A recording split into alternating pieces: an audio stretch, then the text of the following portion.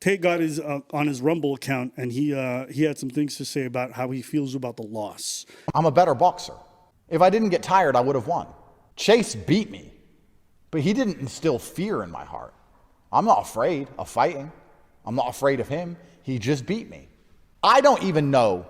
I've not yet had time to process why he beat me. I got tired after the second round, and I don't know why. Let me shorten myself a little bit.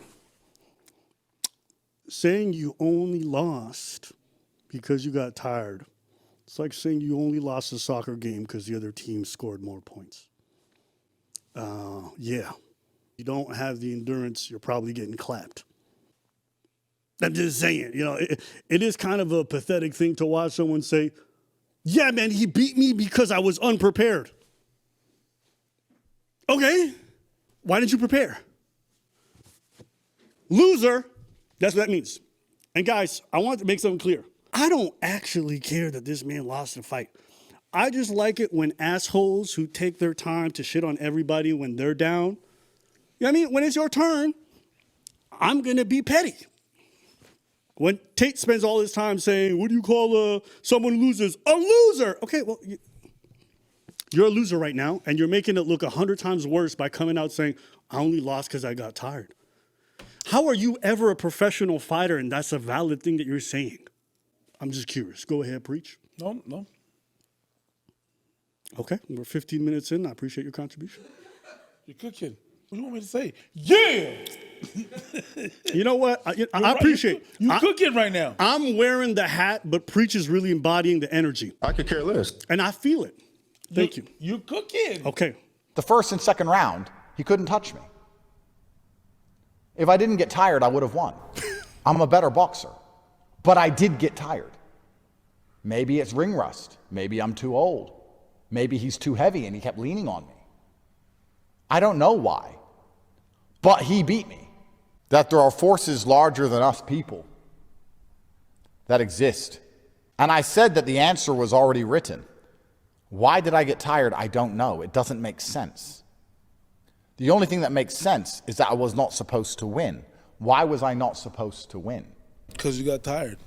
Is the world a better place now that I've lost? Maybe the win means more to Chase than it would have mean to me. Maybe Chase couldn't handle the loss.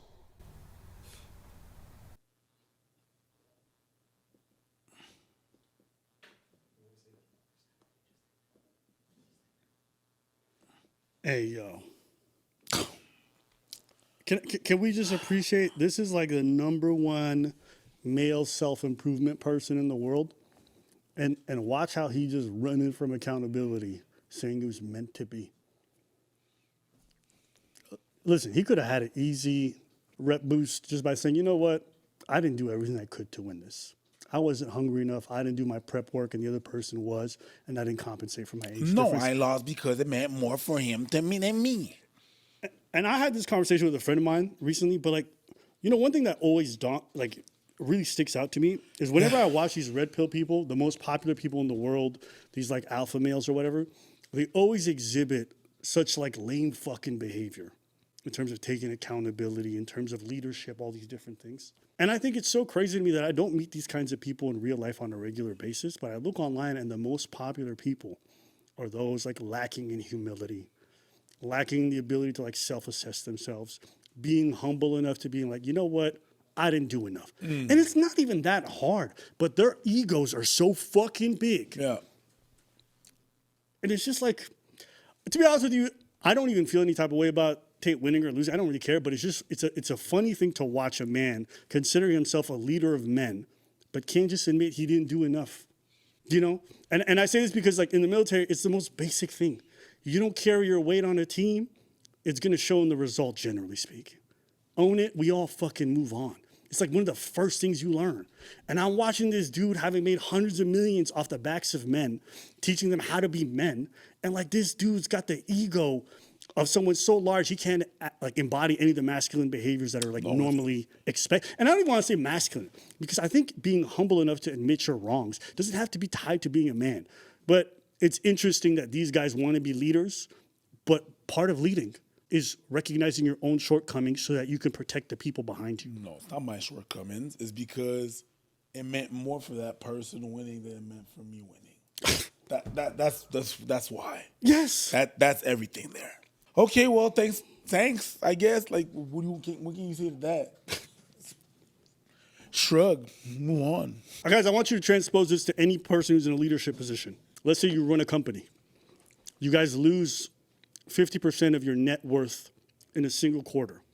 And the CEO gets in front of everyone and says, maybe God wanted us to lose that money. And it was part of his plan. I don't even know how we got here. I got tired. I stopped showing up to work. But it's part of the plan. I don't know how this happened. What kind of leadership does that inspire? And I spent so much time in male spaces hearing about like, women don't take accountability. Women don't take it. And then every time I see any of these like red pill dweebs or like any of these guys, they're allergic. That's the most telling part for me. But yeah. And you can transpose that to any leadership position. A leader can never get in front of people that work for him and always say, like that's a complete failure. Maybe God decided, you know what, Chase has been through enough with mocking and things on the internet. Chase doesn't need the loss right now. Andrew can handle the loss better. Maybe God decided. So you lost because it was God's plan? So you see how he tries to position his failure as some kind of greater good?